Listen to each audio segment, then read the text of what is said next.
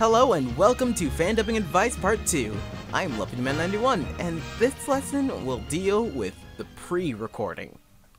Now, before you get a part in anything, you're gonna wanna, practice. And I know what you're thinking. Why do I need to practice? I'm already awesome. Huh? No, you're not. Trust me. You may think you're awesome, but then you realize you're not. Just watch my first episode of Not Another One Piece Abridged. Oh, that's a great example. Now,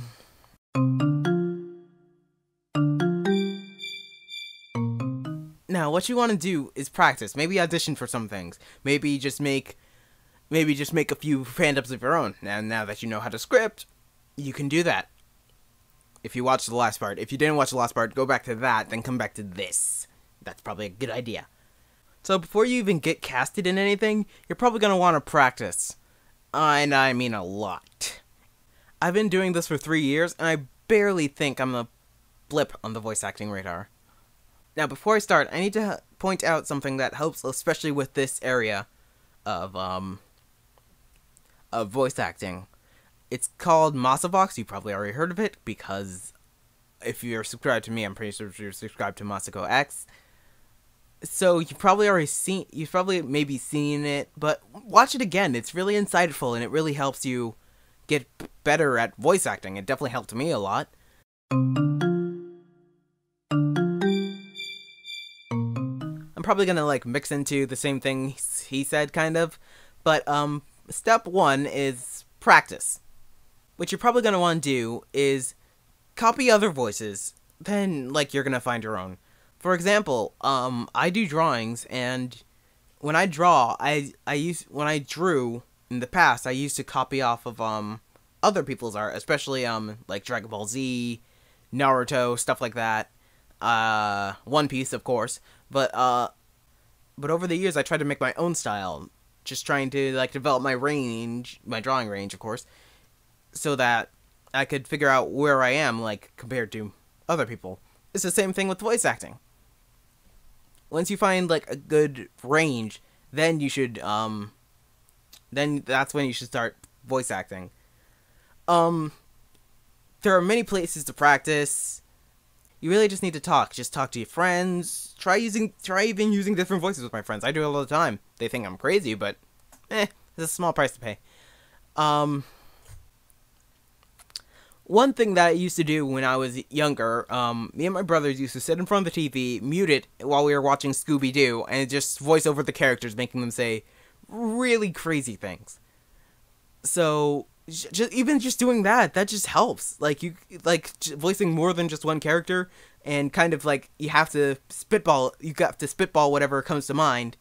Just doing random improv like that, that's really helpful. Another thing is, you need to know how to enunciate. Probably throughout this whole thing I've been, butchering words, but if I was actually voice acting, you need to say it clearly. Because you may have read the line, the director may have read the line, but not everyone has read the line. So you need to make sure that your point gets across. This is something I'm still working on.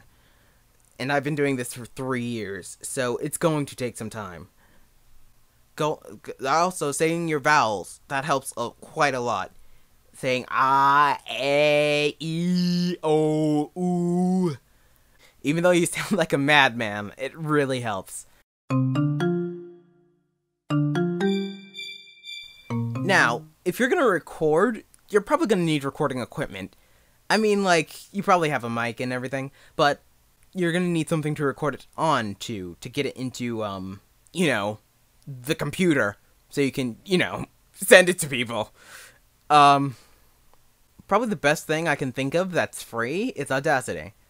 I mean, it works very well. It has all types of features, such as noise removal, so if you have, if you don't have, a $200 microphone, you can still have pretty good audio quality. There are probably some tutorials on noise removal on YouTube, so you can probably find that. I'll kind of go over it a little bit. Probably if you watch MasaVox, he explained this better than me. But what I do is go over the sound, click Noise Removal, click Noise Profile. After you get that, go to whatever sounds the sharpest. Next is volume control. Make sure that the mic isn't too loud. That would suck.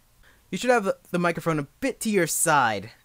You don't want, if you speak right into it, there's going to be many puffs. I love my peas and apples. Echo. And maybe turn the mic volume down a smidge. Trust me, it sounds much better in the long run. Sorry, water break.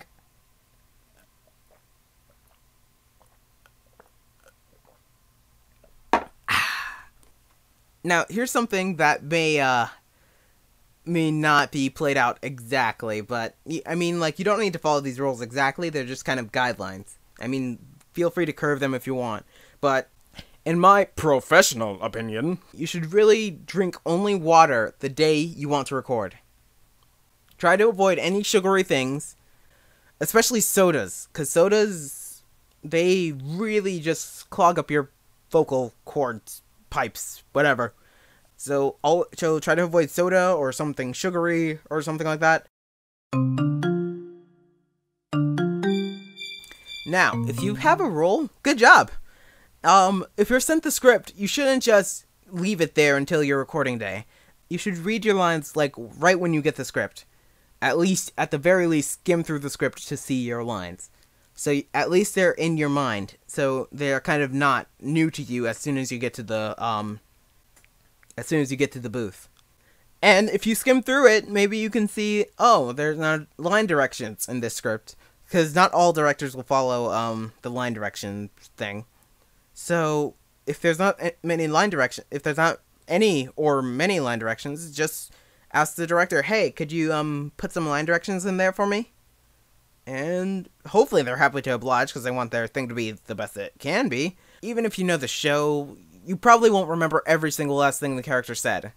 So just read through it. And last but not least, have the voice down. I'm gonna name drop MasaVox again, because MasakoX, he described the line that you say to get into the character's persona, as he named it as a trigger line. It's the line that gets you into character the most easily. It's like the one line you say that makes you go like, okay, there's the character's voice. Like, mine for Lelouch is, welcome to Google. See, it had nothing to do with Code Geass or anything like that. It's, welcome to Google. But it doesn't have to make sense. It's just something to get you into character. Well, that's the end of part 2 of fan dubbing advice. Again, I still say you go watch VoiceActingNinja or MasaVox or whatever to help you get better at this. You shouldn't just go off of what I say, go off of what they say, because they've been doing this for so much longer than I have, and they have much more experience, so go check them out. Well, I guess I'll end it there. I'm LuffyDemand91. Hope you enjoyed. Later.